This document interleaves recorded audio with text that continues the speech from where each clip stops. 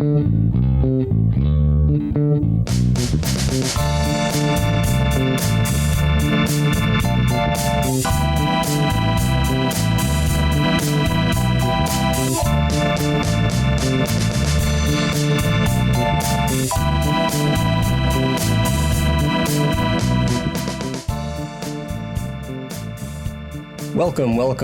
back everyone to the Smooth Thrills Radio Hour.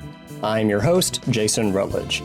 The show continues its march to greatness with Series 2, Episode 2, a musical, workplace, comedy, adventure kind of a thing. Oh, by the way, if you're new to the show and trying to get caught up, every episode to this point is available on the website as well as through iTunes, Spotify, or wherever you get your fine podcasts. I've noticed a lot of our international audience has recently discovered the Mondo Cane and Salem's Lot episodes from Series 1. That's fantastic.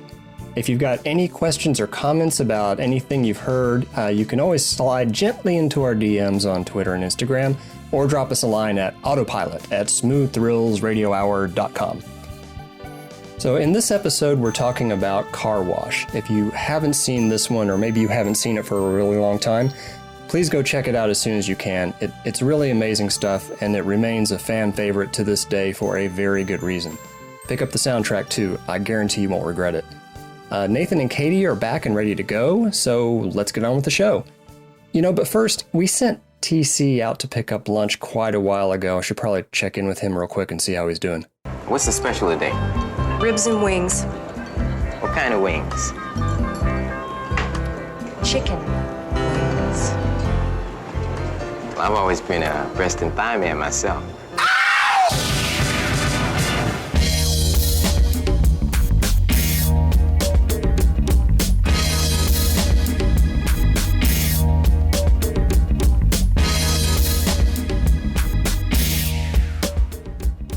I also like eight-legged freaks. I tried to go see Lost in Space when it came out. Why? Because I'd seen everything else. In that sense, if you got a movie replaced, that would be a good thing. No. They were sold out. And I didn't want to leave without seeing a movie, so I went to see Deconstructing Harry. Oh, Woody Allen. And this granddad had brought his two kids to see Lost in Space. But I guess he thought, it's sold out. It's Woody Allen. He's funny. Let's take him to this. Yeah, R-rated. Yeah. Great. Yeah, the hooker showed up and it all just, they got up and left. It was terrible. That's like all the times I went and saw Watchmen and people were like dragging their kids out of there because they were like, oh, this isn't a good movie. R-rated. I know, but people are like, superheroes, this is for kids. Our rating system doesn't work. People are stupid. It's a comic book. Yeah. Oh yeah, anyway, welcome back everybody to the Smooth Thrills Radio Hour. Today we're going back to 1976. The disco era. 70 and 6? And so that's how they said it back then. I heard that really too, but I wasn't going to say phrasing. anything. That's how they said it back then, Nathan. Yeah. And the movie Car Wash. Car Wash for me falls into a unofficial subcategory of movies that I would call the disco slacker. You have a whole bunch of music. Nobody has anything real important to do with the entire movie. There's not much of a plot necessarily to keep up with. It's just a fun movie to watch. You can get up and go get some snack and come back, and you didn't really miss anything. Maybe another song came up. That's okay. It falls into that category with it. Kind of like other movies like Thank God It's Friday or Record City is maybe a better example. You brought that up? Okay, I was going to bring that up. Damn it. And I would even say American Graffiti falls into that category also, I just said although that. It's a different genre of music. There you go. Yeah. And this is actually one of the few movies we've ever talked about that was beloved by Roger Ebert. Normally he hates everything we talk about on this show. But he wrote at the time, and I totally agree with this, it's one thing to have an idea like this, a zany, sometimes serious day in the life of a car wash, and another thing to make it work. But the screenplay and the direction juggle the characters so adroitly. This is almost a wash and wax mash. I wouldn't go so far as mash. I don't know how it compares there. Well, it certainly has more. It's an ensemble. Well, it certainly has more in common with MASH than it does something like Dolomite, say. Oh, yeah. Because you have this gigantic ensemble cast. The storylines kind of intersect, but again, it's not, and nothing super critical is happening. They don't have to save the world from an evil supervillain or anything like that. Was that a Ting Tings reference? Super critical? Maybe. I don't know. Anyway. Ooh. And It was a pretty successful film when it came out. It 4.2 million when on its release, which is, for the year, it would have been above Duchess and Dirtwater Fox, but not quite as popular as the Pom Pom Girls. Oh, that's understandable. That's a classic. It was in the theaters up against stuff like Marathon Man, Burnt Offerings, God Told Me To, and the song remains the same, which I'm not sure anybody actually went to a theater to watch when it came out. They probably had to watch it because they couldn't see Gremlins too. And then, of course, the month after that was Carrie in Assault for Precinct 13. It also has the very interesting distinction of being the first movie directed by an African-American to premiere at the Cannes Film Festival in competition. Won 2 awards, didn't it? I don't think so. I don't know if it won any awards or not. From what I read, I thought it did. I could be wrong. It was up against some pretty stiff competition. I'm going to agree with Katie. It was in competition against some other things you might have heard of. Robert Altman's 3 Women, The American Friend from Vin Vendors, Hal Ashby, Bound for Glory, and Ridley Scott's first movie, The Duelists. Out of competition that year. Yeah, it was selected for Palme d'Or competition. Yeah. It was selected for the competition. And then it won. It said it won 2 awards at Cannes that year: a technical grand prize and best music. So it did win 2. It should. Norman Whitfield alone. Yeah. Not in competition that year, by the way, were Pumping Iron and Slapshot. Yeah, if you'd asked me what was the first movie directed by an African American to premiere Cannes, I might not have guessed this one. No, because it's a crowd pleaser. I might have gone with an art house film. I would have gone with something maybe artier, accessible. like Sweet Sweetback, maybe would have been in there. Oh wow, was that never? I don't think so. Wow, that's a loss right there. That should have been. But I may not have guessed Car Wash just because of the nature of the film. It doesn't seem like the kind of thing that would even. Well, we talked about how weird Cannes is before, I guess, so it's not weird that it would be there. The premise, I mean, it is a very American-based movie. Like, sure. It's a workplace comedy, but does that translate as well in other territories? I wouldn't think so. I would think so, maybe more now, because it is a more prevalent subgenre, for lack of a better way to put it. Yeah, like you see more films now that are just like, hey, you have all these people, they're just doing their normal day-to-day thing. Yeah, this was like kind of like the beginning of the working place comedy in a way. Yeah, that's fair. Do you think that, I have a question, because when I was reading the IMDb trivia and everything, do you think that a film like Car Wash I would have had a different appreciation for had I already seen something like American Graffiti? I don't know about that. Maybe. Just because I'm not overly familiar with this type of film where it is, hey, there's just these people doing their normal day-to-day thing. Yeah. So are you saying if you hadn't already seen American Graffiti? I've not seen American Graffiti. So I'm wondering if I had seen American Graffiti, would I have maybe approached this film differently or felt different about it? I don't know. Because honestly, I wasn't overly wowed about it. But I'm also trying to look at it for when it came out. Era, yeah. Well, American Graffiti, I can see somewhat of a comparison, but I don't think that they're similar films. They're hangout movies, but American Graffiti is more of a coming-of-age drama in one night kind of situation. Right. But this film was a whole one-day thing. This is it's true. It's 8 hours at a hour car wash, But there are some arcs in it with the characters as far as you could say rival that, like learning and moving further and they're, Well, because it also I recently watched Boogie Nights, and it gave me similar vibes in that regard, too, because there's really no linear story through the whole thing, but you're just taking, like you said, this story that occasionally crosses over between the characters, and then that's it. Yeah. And Boogie Nights, that's a good example of being thrust into a moment in time, which that's exactly what Car Wash is, but no one ever said, hey, when we make Car Wash, we're going to make a time capsule of the 70s. Right. No one knew. So, it very much is. It definitely has that. I was really disappointed in my research that I could not find any evidence there's ever an actual place called Howard's Great Casino, Music Hall, and Rib Shack. Because that sounds awesome. Yeah, it does. Something you can only see in the movies, maybe. They only mention it 1 or 2 times in the movie. It's the place that the guy keeps trying to call into the radio station and get tickets to. Yeah. That's his story arc. Yes. They're not a very important story arcs, but yeah, it's there. But yeah, Michael Schultz. I've got a list of, because he had, and Joe touched on it a little bit in a previous episode, I think, when we talked about his previous film being Cooley High. Yeah. And he hadn't seen that yet. But Cooley High was like this sleeper hit that came out like the year before this. And basically he'd only ever done television, episodic television, up to the point of doing Cooley High. And then that kick-started his career. I'm just going to go through a list of awesome movies that Michael Schultz directed. Here we go. At least I think they're awesome. Cooley High, Greased Lightning, Scavenger Hunt, Which Way Is Up? Oh, wow. Sgt. Pepper's Lonely Hearts Club Band. Oh, shit. Bustin' Loose. Okay. Carbon Copy, The Last Dragon, Crush Groove, Disorderlies. Love it.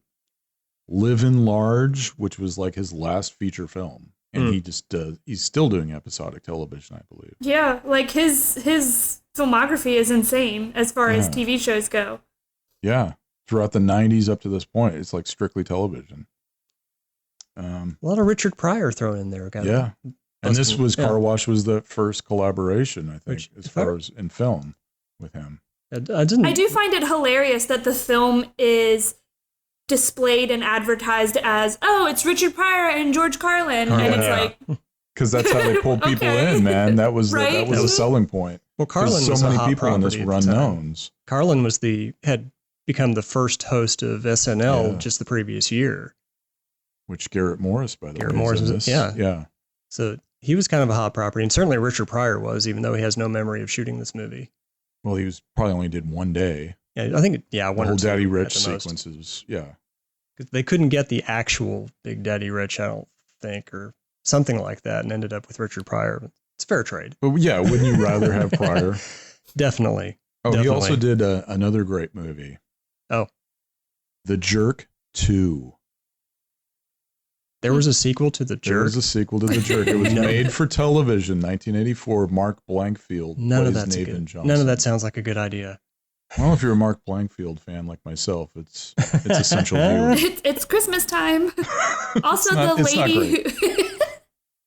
Also, the woman who played Marlene in the film is his wife. Oh, yeah. But and they're actually still together.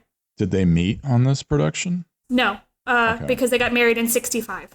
Oh, wow. Okay. I didn't even know that. I think That's if there is any real through line to this movie, it's Abdullah. Yeah. Played by Bill Duke. Oh, yeah. Went on, he fought a Great predator Bill Duke. after this. Really did good for himself after that.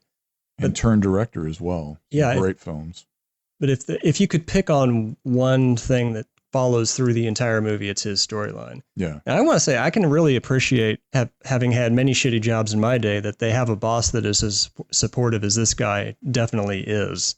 He cuts these guys a lot of slack that you would not normally see in any other workplace, I think. Yeah. Ask where was Abdullah? Not because he wants to fire him, but because he's concerned about this guy. He seems to be concerned about all his employees for the most part. Maybe not so much the cowboy hat guy with a sexual disease. Jack Kehoe. Yeah. Jack Kehoe. Yeah, he's kind of just there. Yeah.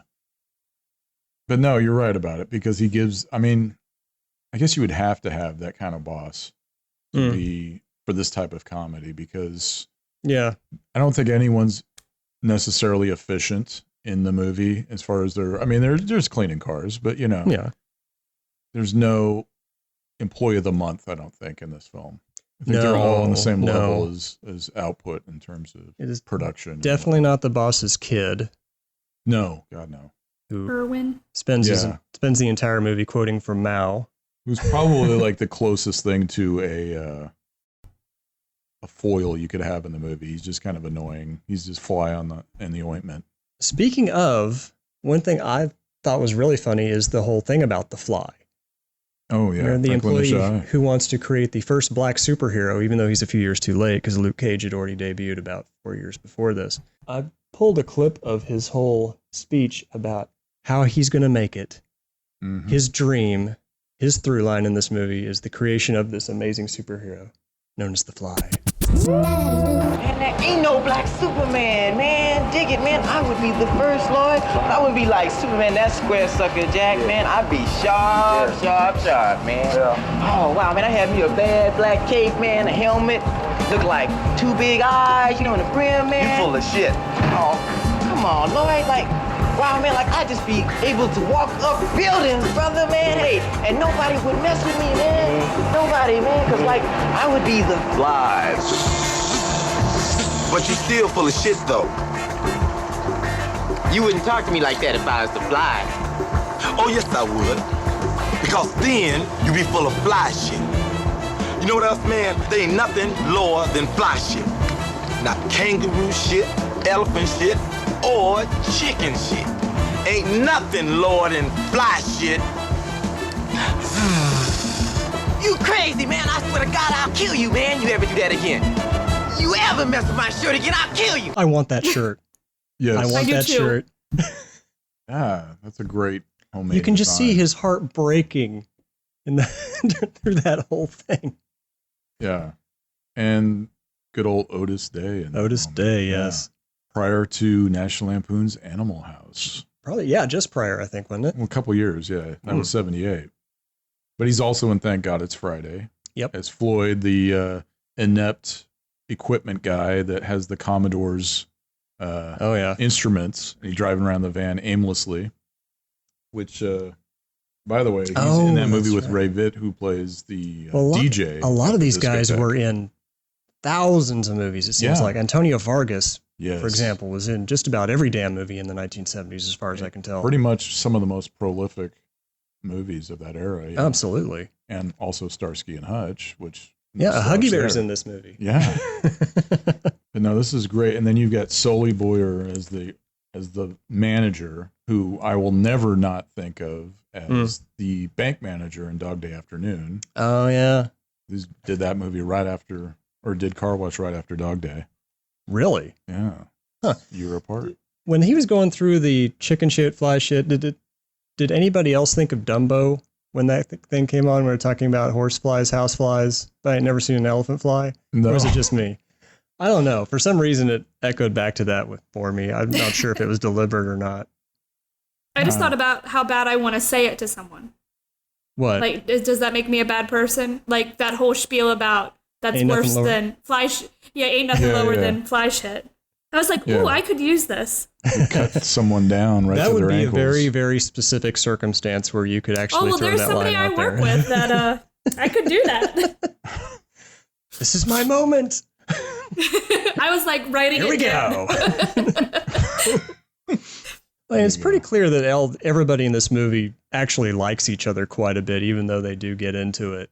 Yeah, like the it's relationships are definitely believable. It's not you don't. They're founded in love and appreciation of one another.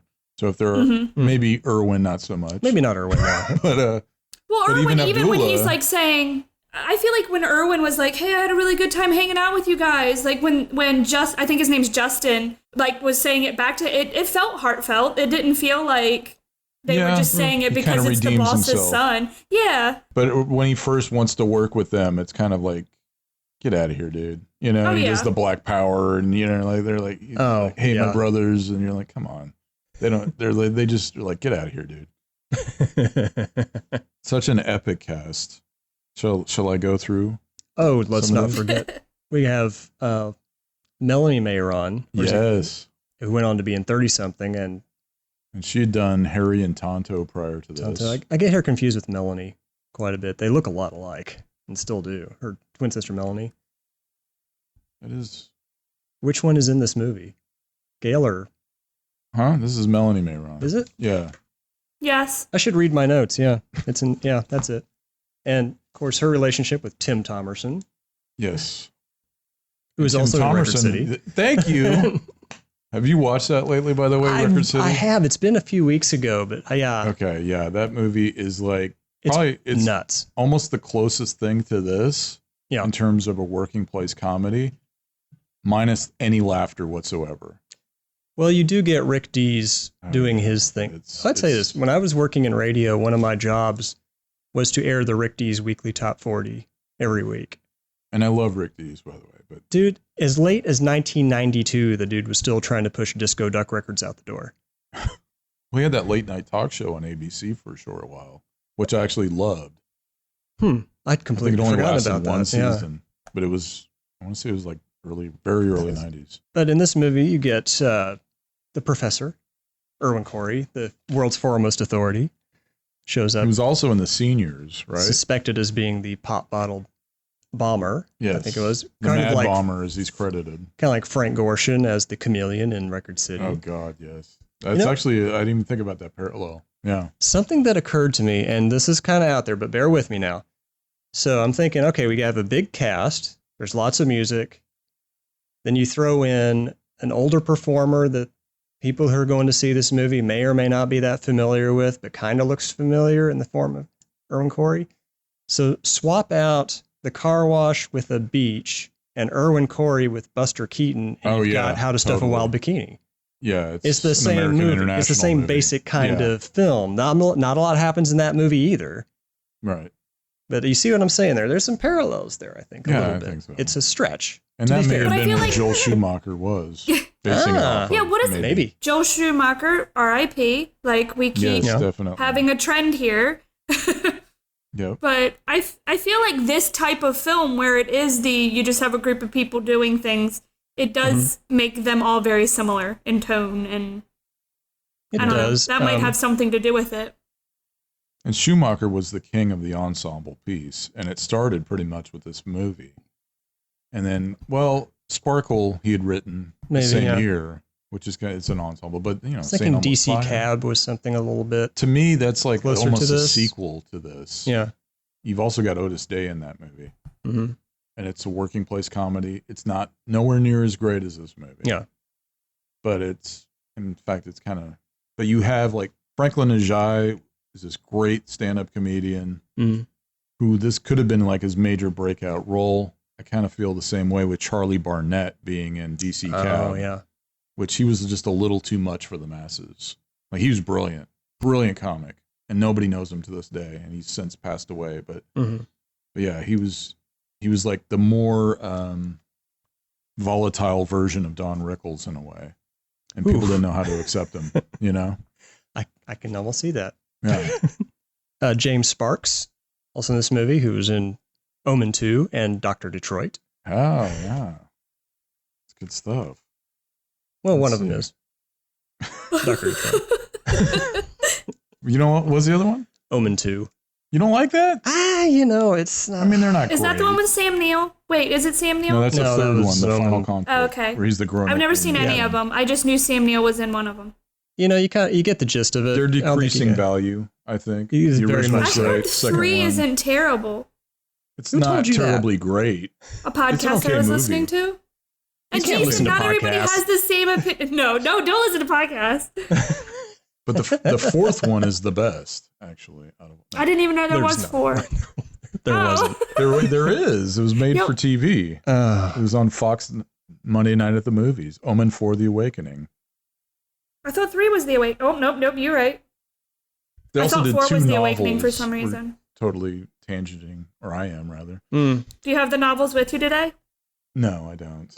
But they did 2 novel sequels, which was Armageddon 2000 and what was the Omen 5? What was Omen 5's title? You're asking me? Gordon McGill wrote him. He wrote the novelization for The Final Conflict. Also wrote Amityville 3D novelization, by the way. Abomination. There you go. Thank you. Stop it. We don't have to novelize every damn thing, do we? Anyway. Sometimes people like to read. I read the novelization of every movie I could get my hands on when I was younger. Because I just like to read. So. Right. Oh, what do we think of Lorraine Gray showing up as the Karen? I don't know about Lorraine Gray, but I know about Lorraine Gary. Is it? I can't read my own writing. Yeah. But anyway, you know who I'm damn well talking about. I know, Ellen Brody. Ellen Brody shows up. Oh my God. With the kid that can't stop vomiting. Here we go. Which also is a universal if your kid can't quit throwing up, he's don't put it back in the car. Or that. But that's a great tail end to her moment because she's such an asshole. Oh yeah, when the kid threw up on her, I was like, yes. Yeah. But she's great in it. and we love Lorraine Gary. I also Yes. I also Jason like loves the bit Lorraine where Gray. Gary, I'm thinking of Gray Gary. who am I thinking of? Linda Gray from Buck Rogers. Oh, okay. Well, we do love her. Too. Well, yeah, let's because That's Buck what I was Rogers. thinking of. Yeah. Of course. But Gil- of course, this Gil was Gerard. like, and her husband was Sid Sheinberg, who was head of Universal. Really? And that was actually heavily contested that she got the role in Jaws because of, they were like, oh, it's, but she's brilliant in Jaws 1 and 2 and Jaws Revenge. Who else would they I have can't picked wait for to that give role? my opinion on it when I finally watch them. Yes, please. Yeah, I don't know. Yeah, I guarantee you're going to have some opinions about all the Jaws movies. I just don't like creature movies. Like Really? animal, I don't like them. Like that's why I didn't like Crawl that came out last year. Like I just don't Kroll? Crawl. That's a great movie. Oh, okay. I'm sorry. Kroll. With The alligator movie. I'm sorry. I just Nick think Kroll. Not that. That would be really weird. 1983 sci-fi fantasy starring Nick Kroll. Yeah. It would have been just as good. I can't Maybe. admit it. Would he have the awesome ninja flying dagger star thing? The Glaive. The glaive. There you go. They called it, I think. Yeah. Yeah. Did you ever see those tie-ins that Dunkin' Donuts did with that at the time? I must have missed that. Glazed Dunkin' donuts. I miss Dunkin' Donuts. You're so full of shit.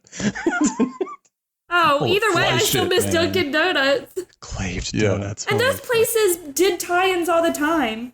Right. Pizza Hut Yeah. always had the weirdest tie-ins. Yeah. Well, they did the Teenage Mutant Ninja Turtles Coming Out of Their Shells tour album, which you could only get on a cassette tape Mm. for At Pizza Hut? $3.98. Yeah. They actually did a tour in 1990. This is like going off the rails. Sure. And I could just feel the We should dagger just start stares from having a Jason. segment. Nathan goes off we the do. rails. We Yeah, have an one every editorial or episode. something. The whole podcast. So this movie kind of features the Pointer Sisters very briefly. Mm-hmm. They're not called the Pointer Sisters in the movie, though. They're the Wilson sisters? It's Wilson, sort of like how in That's the Way of the World, Earth, Wind, and Fire is referred to as Harvey Keitel. the group Yeah. and not Earth, Wind, and Fire, even though they're on the poster as Earth, Wind, and Fire in Right. This is the Way But of the they're World. acting. Yeah, as they're barely another- in the yeah. movie at all. Instead, we get like Bert Convey and his band called the Tan Shirts or whatever the hell it was. I don't remember. A bunch of these movies were built around showcasing a band. This one isn't so much. Thank God It's No. Friday was kind of like that. Well, that was With Donna you had Summer, I Donna think. Summer and the Yeah. Commodores. Yeah. And that was very much, and we'll get into the Casablanca Records and Filmworks later on. Later on, yes. But yeah, that was very much a push for her. Not that she needed it. She was tremendously No. successful. Well, I don't think they were pushing anybody in particular in this. Was the song done for the movie or because of the movie? So Or did it? Which came first? Norman Whitfield was contacted to do the score, and he created the group Rolls Royce for the sake of this soundtrack.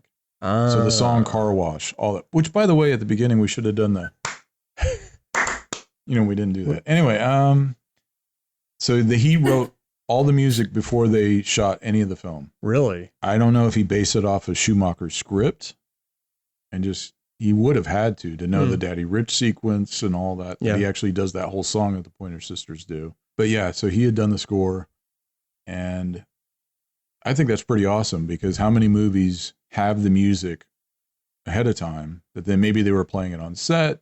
We don't know.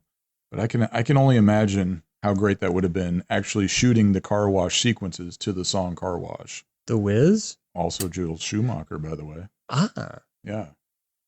He did a lot of things that I was like very surprised. Yeah. Because when he passed away, I looked at his filmography. I was like, oh, I wonder if I've seen anything by him. And I was like, Yeah. well, I definitely have Had seen a loads by him. Very diverse body of Yeah, work, it's that probably guy. one of the most Phone booth diversified really threw me off career. guard. Yeah.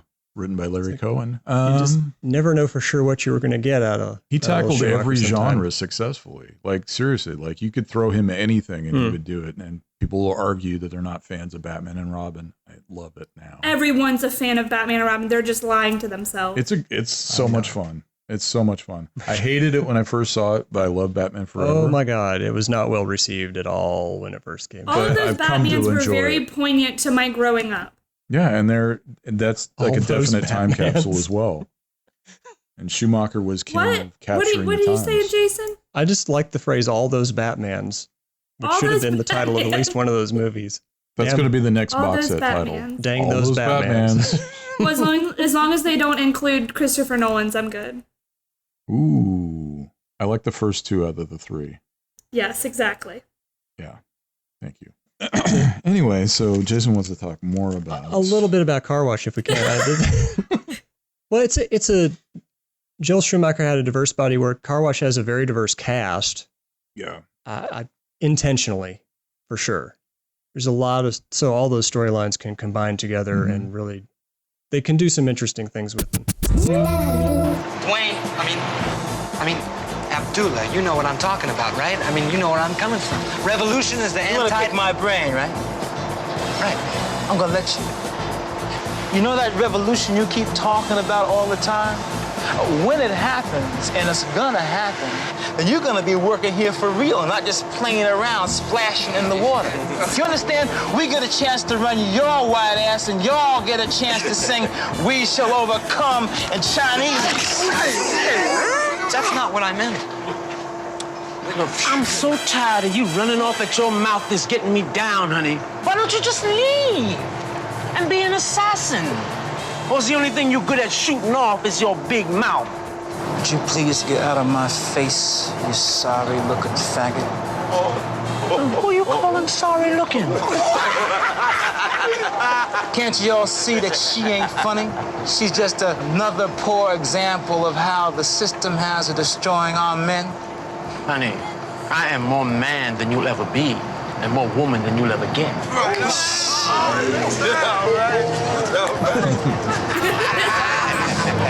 Here, though. That's a look of begrudging respect at the end of that clip, though. I love that character, though, of Lindy.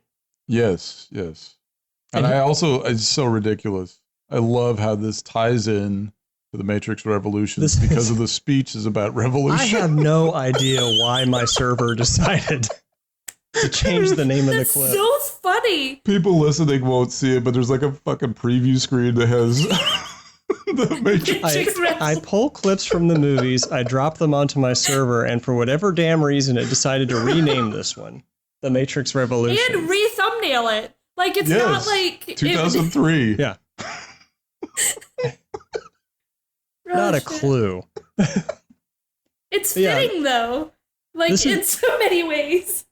This scene is basically just short of just doing yo mama jokes, and I mean, it's a some slight resentments under the surface, but they can get past it. They can still, respect each other. You see that look at the end. He knows he's been got. He knows he got beat on that one. We don't get that for all of the characters, unfortunately. Some of them, not everybody can have a storyline. I think it's important with Lindy's character, though, because they show, with that character, they encompass so much, but they don't ever really talk about Lindy.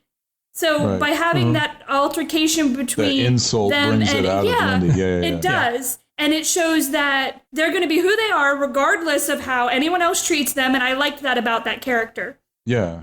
And I like that as the movie has some great messages in that respect, and I certainly that resonates. But also, in that scene, you're going to mention the line, huh? The line, that Schumacher reused. No, let's hear that. No, it was the line Lindy has at the end. I think he reused it for another script. I'm More Man somewhere down the road. Yeah, that one. I think I heard it in a different movie. I will find out. Also Schumacher. But anyway, you were going to say, Nathan. No, I just, the one thing I always think, and I looking back at it now, because at the time nobody knew he was going to end up doing this show later on, but Darrow Igus is in this clip in particular. He's in the whole movie, but he plays the character of Floyd, I believe. And of course, he went on to be on the show Fridays with Mark Blankfield, who's in The Jerk 2, directed by Michael Schultz. Anyway, so you have Garrett Morris from Saturday Night Live. Yeah. Darrow Igus from Fridays in the same movie. Who knew? Well, I noticed it. I kind of dig that. Those kind of connections I dig. So we've mentioned Fridays briefly before, but it wasn't around for very long. And what was Fridays? Fridays was supposed to be sort of a not competition for Saturday Night Live, but something similar to it, only it was on Friday.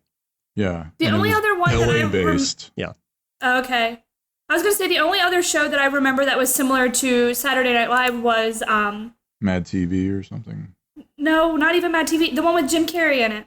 Oh, in Living Color. Yeah. Thank you. I almost said Living Single, and those are two totally different things. Great show, though. Both great shows, yeah. And I think they were on the same Fridays night. came around much earlier. It was, well, in a way, it was competition with SNL because SNL was certainly on the decline. 1980 in the season 80s was periods, not the winning season because the whole cast had left the new season that fall.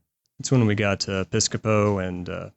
Later, we got Eddie Murphy within that same season, but you had Gilbert Gottfried and Charles Rocket and a lot of those guys. Charlie Rocket, oh goodness. Yeah. But at any rate, so... Lorne Michaels had kind of abandoned the show at that point, yeah, I he'd think, already too. checked out. Yeah. Before coming back. But he definitely came back. Fridays was the beginning of Larry David and Michael Richards. First started that before they went off and did Seinfeld. So that's, I don't know if they met on that show, but I mean, that seems kind of the genesis. I'm sure they may have done improv stuff prior to that or whatever, but both being stand-up backgrounds. When you have a cast as large as this movie did, you're going to get a lot of intersecting lines going on further down the road. So like I said, a lot of these guys, like especially Antonio Fargas, did every single movie they could get their hands on, it seemed like. Yeah. I mean, he never Fargas, not worked. He was like Cleopatra Jones, Foxy Brown, Streetwalking. Yeah. Yeah. And there is Pepe Serna's also in that clip, and we've talked about him. He's in Fandango. He's the gas station attendant in that. And oh, okay. He was in definitely another looked movie. familiar to me. He was in another movie. No, that was somebody else. We did another movie I thought that he was in too recently. Who is the other tall man, the guy who wears the mouse hat?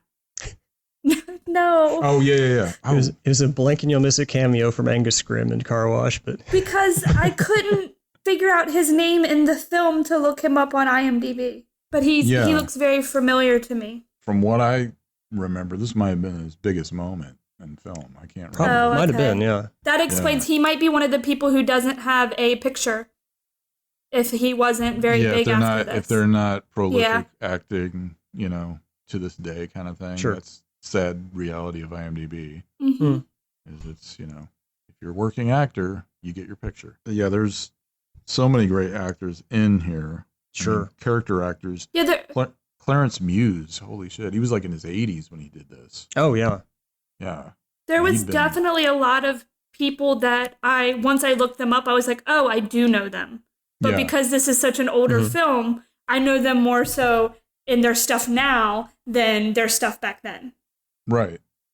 And there's also, this is kind of like nobody knew them at this time. Most of these guys. This is where they started, television, for the most part. Well, they were probably, some of them were probably known to a small group of audience members because they'd been in lesser films, not as huge we films talked by about any means. Fargus being in so much stuff that you just accepted the fact that he would be in a movie. He was a welcome presence. And a lot of these guys were kind of like Dick Miller. He just would, you know him. You don't know his name, but you've seen him before in like 7 other movies that summer. That's just that is like you may not these people as being character actors. Sure. You don't know their names, but you're like, oh yeah, I remember that person. Bill Duke was that way for me in this. Bill Duke. Yeah. Oh yeah. Old man. I've seen him in tons of things, but it's like, oh, I didn't know him. Yeah. Like you were probably thinking of Action Jackson. No, I was actually thinking of Mandy. Action Jackson is brilliant. Not Commando? That's right. He's Commando. one of the bad guys in Commando, yeah. Yeah, right before that was before Predator. Mm-hmm. Yep. Still one of my personal favorites. Commando? Yeah. I love Commando. Even though I never could really believe that the bad guy in that had ever had a chance against Schwarzenegger. I mean, the dude was like wearing chainmail necklace or something the whole time. It was the fact that he believed in himself enough. That's all that mattered. There you go. You talking about the guy in Commando? Yeah. Okay. That was the message of Commando, was believe in yourself. You can be super because you can go up overcome against anything. the Commando. You can go up against, and this ties in with your clip. His name in the movie is John Matrix. So if we were to do a Commando clip show, you might get all Matrix Revolution clips. Great. Now season 3 is going to have Commando on it. We have to do Commando, I think. That's inevitable. I always look forward to new seasons because then I'll see a bunch of stuff I've never seen before. And may regret seeing. Moving on. There is a deleted scene in this movie. Yeah, there were. That? I think I saw a clip of it somewhere. Isn't it with Bill Duke, where he says? Well, I mean, there may be scenes with him that are cut. Which one are you thinking of? Danny DeVito. Oh, the DeVito thing. Yeah, I forgot about that. They just completely. Wasn't that put in for like the TV version or something? It may have been. I don't know. I've never seen. That's the weird thing is like I've seen this movie on television. Yeah. Because this is like Universal had all these movies that if they're on TV, you have to watch them. Mm-hmm. Jaws, this movie, and Blues Brothers, pretty much. If they're on TV, even though they're cut to shit, you still got to watch them. They're just on. So I would watch this on television quite a bit. In fact, I probably saw that on TV more before I saw the original theatrical version, but I don't remember. But they're in the movie. In Tim Thomerson's scene, you can see Danny DeVito in the background. At this restaurant thing across the street. But yeah, he hadn't done Taxi yet, which talking about a working place comedy. Oh, I love Taxi. Yeah, it's great. So until Luc Besson came on board, and then he just changed the whole route of that. Oh wait, no, it's different Taxi. I'm sorry. Anyway. Yikes. No, I'd forgotten that. I knew it was him and somebody else had all these scenes together in the diner that got cut. Yeah. I think put back in because they had to cut some other stuff for the TV version. Probably, to pad out the time. They put it back in or something like that. Which I don't remember. Yeah, it's not in the theatrical cut. Right. I think it's never been on any home one. video version. Yeah. And the Blu-ray doesn't have deleted scenes. Right. In fact, I was kind of... Has there been like a nice Blu-ray of it, or is it just one of those... Yeah, it's Shot Factory put it out. Oh, okay. A year or two ago, actually. Yeah, I can't imagine this not having a nice edition because it is such a revered film. It is, but at the same time, I think it's totally underrated. You know what I mean? Yeah, but sometimes your ones that paved the way are that way. Like if you talk to people now, they think back on it fondly and they go, "Oh yeah, Car Wash," but they forget about it. They've heard the song and have no idea there was a movie that went with it. Too. Yeah, there was a movie. It's like, yeah, fairly important film. It's kind of like when people, love listening to that song "Sky High," but they don't even know about the Man from Hong Kong. Yeah, I guess it is like that. What a shame. It is. It's exactly like that. Let's see. Who else do we have? There was a Footloose movie? What? Oh, God. Really? So in most instances, the films come post the song, right? I don't know. There's certainly been movies that were made as an excuse. Right. To feature somebody. Built around a single or something, or a band. Or a band. Yeah, we can think of a few, like, I think there's a Kiss movie in particular that was built for them to languish in for a little while. Which one of those actors is in this movie? Carmine Caridi is in this. He's the one with the dog and his kids, and they're like, yeah. You could argue that Sgt. Pepper's, the movie, was not meant as any kind of showcase for the Beatles themselves, but... Yeah, it's kind of an anomaly. Was it even a showcase for the Bee Gees, or did they just kind of fall into it? I don't know what they were doing with that. It was Robert Stigwood produced it, right? Yeah. I don't know. It's like, are they trying to honor the Beatles catalog or the Bee Gees' decimation of the Beatles catalog? Or yeah, that's blasphemous. Why is there a woman in the movie named Strawberry Fields and they do the song I Strawberry Fields Forever? I thought you were going to say, why is there a woman speaking? I didn't. No. I was like, damn, jeez. No, if you've never seen the movie version, he's just cut loose. Interpretation of Sgt. Pepper. Honestly, it's one of the most what the fuck movies ever. That's saying a lot. Yellow Submarine's pretty what the fuck. No, I've only ever seen Yellow Submarine. That's the Beatles, though, truly. But they decided to make this movie in 1978. Beatles had been broken up for 8 years, and they were like, let's just make a Sgt. Pepper's Lonely Hearts Club Band movie. We got the Bee Gees. They're just like the Beatles, we got right? Aerosmith, we got Alice Cooper, we've got Steve Martin. Well, now I want to see this. Yeah, you have to. Oh, and who could be like the token master of ceremonies? Oh, no. Who could be it? Who do you think? I can't remember, actually. I'll give you a hint. He played God. They got George Burns. Alanis Morissette. No. She did play God. That's true in Dogma. Yeah. That's what I was going for. Yeah. Yeah, George Burns is what I was saying. That'd be weird if Alanis Morissette was in it because she hadn't been she'd born be yet. I don't even think she was 14, born. maybe. I don't know. That's probably generous. Probably like generous, 8. yeah. God, Probably who like 8 years isn't old. in this? So did they just take all musicians that were relevant at the time and put them in this? I wouldn't go so Yeah. far as relevant in some of those cases. In some cases, Well, I was yeah. looking at Aerosmith in particular. Steve Martin's in it? Yeah, he Yeah. has a musical number. Yeah. Oh, This God, is back I'm going to before he watch had, this. like, he hadn't done the Jerk yet. So he was I need like to guest see spotting this. and stuff like this in the Muppet Peter movie. Frampton. Yeah. Yeah, he's Yeah. like the other lead basically next to the Bee Gees. Okay, And I'm there's going a to whole watch sequence this. where Dr. Frankenstein resurrects him from the dead and then he comes alive. Anyway, And this is directed by the same guy as what we watched today. yes. Or I watched today. We're talking about it today. Yes, Michael Schultz. Yeah. Yeah. All right. There were a great number of very regrettable decisions made in the 1970s that we have to live with now. Now, that was one of them. Yeah, but sometimes they're fun, even It if is, they aren't yeah. necessarily good, you know? I think the movie's fun, and it's definitely it's just a I don't know, a curiosity, I suppose. That's an Well, easy I mean, way it to has put it. my, I'm going to watch it now. Right now? Yes. Bye. Okay, cool. No, I'm just All kidding. right. She's just gonna tune out for a while.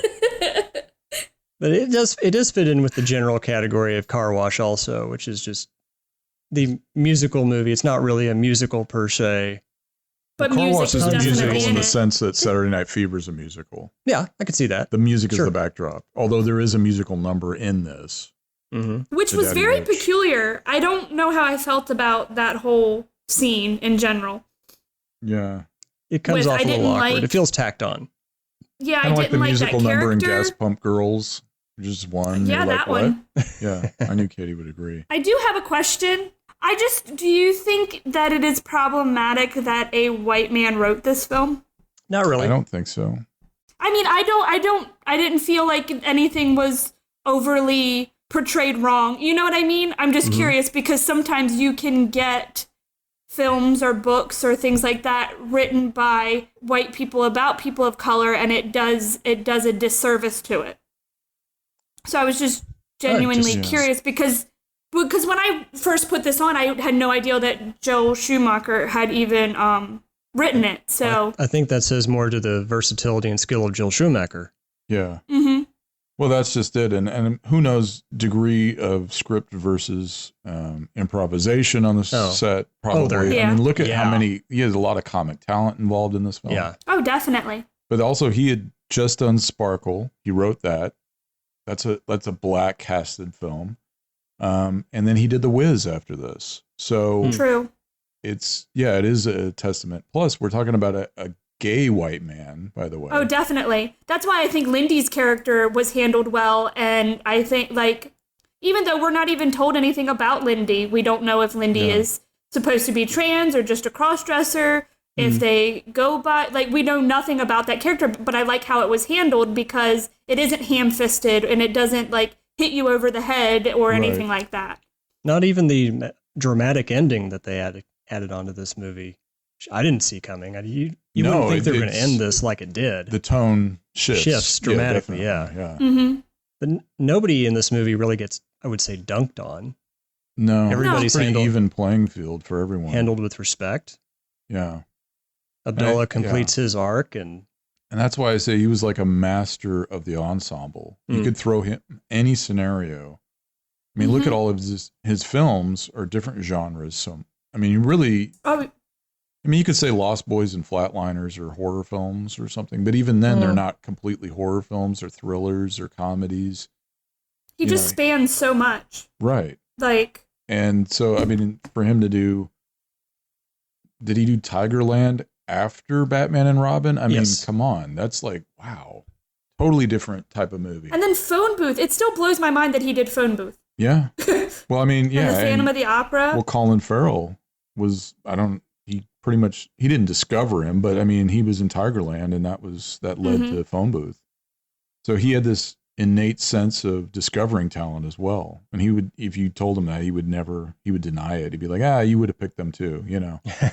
But like, look at this cast for St. Elmo's Fire. I mean, and Flatliners. Millionaires, like those, and Lost Boys, really. DC Cab is loaded in more ways than one. Yeah, you've got Gary Busey, which, yeah, that's loaded enough as it is. But that's is almost a stacked deck as Car Wash in a sense. Not so much, but in terms of just star power, you're just like, wow. I mean, he just knew how to attract talent and write for people successfully. Anybody else got anything to add to Car Wash?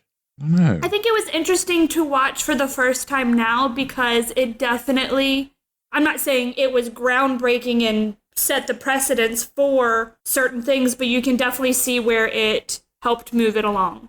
Yeah. If that makes sense. And can we think of another like working place comedy prior to this that's like... Prior to this? No, I can't. There has to be, but this is the one that like you think of. To me, I just go to this and I think of Record City, which you're the only other person that's ever seen that I know, by the way. And if you ever listen to Gilbert Gottfried's podcast, there is a great episode with Ed Begley Jr. where they talk about that. They ask him about it and why it was shot on video, all that crap. And it's hilarious. I'm genuinely curious, is it easy to listen to a podcast that he does? Gilbert Gottfried? Yeah, I feel like... Yeah. Well, it's always centered over the guest. So they will have, like, for example, they had Dave Thomas, and they just sit there and talk about SCTV and blah, blah, blah. Never mind. No, not Wendy's. I thought of the guy who owns Wendy's. And he's dead, by the way, but that'd be interesting if they did a compelling episode. Conversation. Yeah. So what was your inspiration for the square patties? Wow. This is dead silence right here. Anyway, more ways than one. Oh. But yeah, this is kind of like, and then another one that came from Universal a couple years after this, FM. Oh yeah. That Martin Mull, I think, would be a great double feature. Another great soundtrack too. Oh, definitely. That's basically like listening to classic radio today. Is just listening to the soundtrack. Yeah. Of course. But you had a lot of musical acts in that. Mm-hmm. But I don't know that I would consider that a musical in the sense that it's like Saturday Night Fever or Car Wash. Wasn't FM? I think wasn't that the inspiration for WKRP in Cincinnati? Yeah, very loosely. Yeah. Like What's Happening was inspired by Cooley High. You know, even though it's different time frame and all that. But the fun thing about this is I think that you could put Car Wash easily on a double bill with either FM, Thank God It's Friday. Oh yeah. I think, or DC Cab. Boom, boom, boom. And that era kind of ended with DC Cab. It did. No, I don't know. That's because everyone's miserable at work these days. We don't want to make a movie about it. No, well, I take that back. There was a lot of 80s comedies that were workplace related. Like fast food. It's not the same. No. Definitely not the or 9 to 5, I think maybe. Well, that's but that has like an actual plot going for it too. No, a lot of things from the 70s ended very abruptly in the 1980s. One of them almost being Aerosmith. They almost didn't make it out of there. Yeah, you can't name the fill-in members of the band. No. I can't. That were on, 2 albums with them? Something like that. Anyway. So, Car Wash, if you haven't seen it, see it immediately. It's available on streaming right now, I think, and as is Record City, and Thank God It's Friday. Check it out, everybody. And with that, we'll draw this episode to a close. Thank you for listening. We'll catch you next time.